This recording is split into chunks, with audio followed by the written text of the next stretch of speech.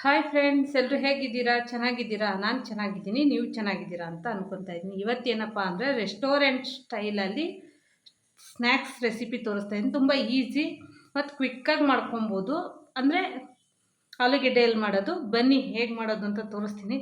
ತುಂಬ ಸೂಪರಾಗಿ ಕ್ರಂಚಿಯಾಗಿ ಎಮ್ಮಿಯಾಗಿರುತ್ತೆ.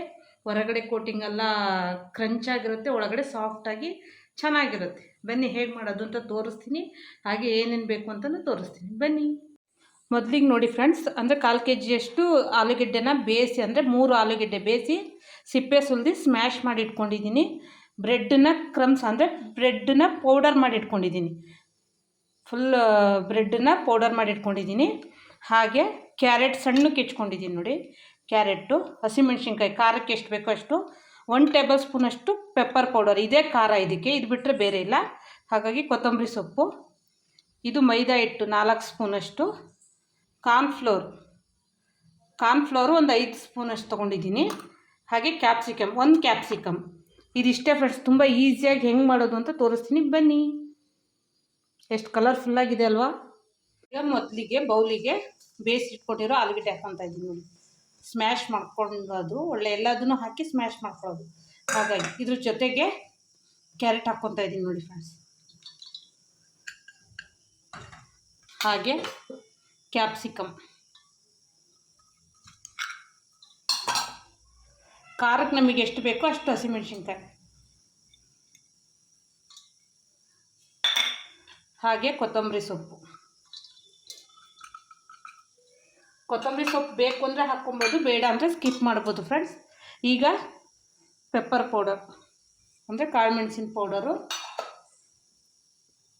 ಈಗ ಮೈದಾ ಹಿಟ್ಟು ಹಾಕ್ಕೊತಾ ಇದ್ದೀನಿ ಫ್ರೆಂಡ್ಸ್. ಮೈದಾ ಹಿಟ್ಟು ನೋಡಿ, 1 table spoon, 2 table spoon, 2.5 table ಸ್ಪೂನಷ್ಟು ಮೈದಾ ಹಿಟ್ಟು ಹಾಕ್ಕೊಂಡಿದ್ದೀನಿ. ಕಾರ್ನ್ಫ್ಲೋರು 1 ಟೇಬಲ್ ಸ್ಪೂನು, 2 ಅಷ್ಟೇ. ಅಂದರೆ 3 ಟೇಬಲ್ ಸ್ಪೂನ್ ಮೈದಾ ತೊಗೊಂಡ್ರೆ 2 ಟೇಬಲ್ ಸ್ಪೂನಷ್ಟು ಇದು ತೊಗೊಬೇಕು, ಕಾರ್ನ್ಫ್ಲೋರನ್ನ ತೊಗೊಬೇಕು. ಈಗ ರುಚಿಗೆ ತಕ್ಕಷ್ಟು ಉಪ್ಪು ಹಾಕೋಣ.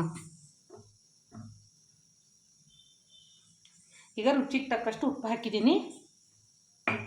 ಈಗ ಚೆನ್ನಾಗಿ ಮಿಕ್ಸ್ ಮಾಡ್ಕೊಳ್ಳೋಣ. ನೀರು ಏನು ಹಾಕ್ಕೊಬಾರ್ದು, ಇದೇ ರೀತಿಯೇ ಕಲಿಸ್ಕೊಬೇಕು.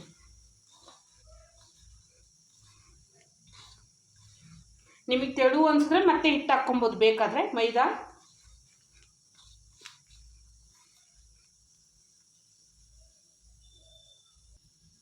ಈಗ ನೋಡಿ ಫ್ರೆಂಡ್ಸ್, ಈ ರೀತಿ ಚೆನ್ನಾಗಿ ನಾವು ನಾದ್ಕೊಂಡು ಈ ರೀತಿ ಗಟ್ಟಿಗೆ ಇರಬೇಕು. ಈ ರೀತಿ ನಮಗೆ ಯಾವ ಶೇಪ್ ಬೇಕೋ, ರೌಂಡ್ ಬೇಕು ಅಂದರೆ ರೌಂಡ್ ಮಾಡ್ಕೊಬೋದು ನೋಡಿ.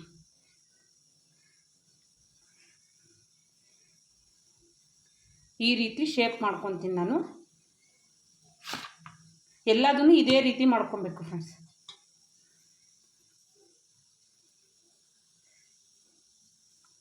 ನೋಡಿ ಈ ರೀತಿ.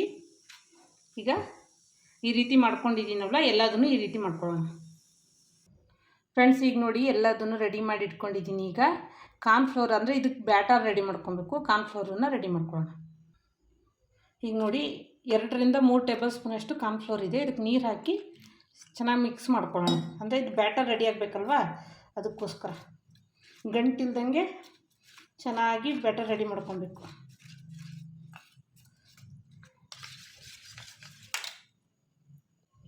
ಈಗ ನೋಡಿ ಫ್ರೆಂಡ್ಸ್, ಈ ರೀತಿ ರೆಡಿಯಾಗಿರಬೇಕು ಬ್ಯಾಟರು.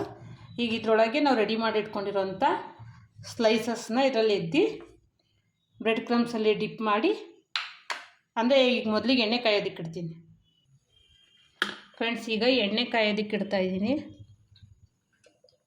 ನಮಗೆ ಕರಿಯೋದಕ್ಕೆ ಎಷ್ಟು ಬೇಕೋ ಅಷ್ಟು ಎಣ್ಣೆ, ಇಷ್ಟು ಸಾಕು ಎಣ್ಣೆ ಫ್ರೆಂಡ್ಸ್. ಈಗ ಎಣ್ಣೆ ಕಾದಿದೆ, ಈಗ ಫ್ರೈ ಮಾಡೋಣ. ಇವೆಲ್ಲ ರೆಸ್ಟೋರೆಂಟಲ್ಲಿ ಸಿಗುತ್ತೆ ಫ್ರೆಂಡ್ಸ್. ಆದರೆ ಹೊರಗಡೆ ಇದನ್ನು ಮಾಡಿದ್ರೆ ಇದು ಮಾಡಲ್ಲ. ರೆಸ್ಟೋರೆಂಟಲ್ಲಾದರೆ ಒಂದು 4 ಹಾಕ್ಕೊಡ್ತಾರೆ. 4 ಹಾಕ್ಕೊಟ್ಟು 150-200 ರೂಪಾಯಿ ಬಿಲ್ ಮಾಡ್ತಾರೆ. ಮನೆಯಲ್ಲೇ ಮಾಡ್ಕೊಳ್ಳೋದು ಒಳ್ಳೆಯದು. ಈಗ ನೋಡಿ ಫ್ರೆಂಡ್ಸ್, ಒಂದು ತೊಗೊಂಡು ಈ ರೀತಿ ಕಾರ್ನ್ಫ್ಲೋರ್ ನಾವು ಬ್ಯಾಟರ್ ಮಾಡ್ಕೊಂಡಿದ್ದೀವಲ್ಲ, ಅದರಲ್ಲಿ ಇದು ಮಾಡಿ ಡಿಪ್ ಮಾಡಿ ಈ ರೀತಿ ಒಳಿಸಿ ಎಣ್ಣೆಲಿ ಕರೆದ್ರೆ ರೆಡಿ ನೋಡಿ ಫ್ರೆಂಡ್ಸ್. ನೋಡಿ ಈ ರೀತಿ ಮಾಡ್ಕೊಳ್ಳೋದು. ಆದರೆ ಬೇಗ ಬೇಗ ಮಾಡ್ಕೊಬೇಕು ಫ್ರೆಂಡ್ಸ್, ಇಲ್ಲಾಂದರೆ ಸೀದೋಗೋ ಚಾನ್ಸಸ್ ಇರುತ್ತೆ.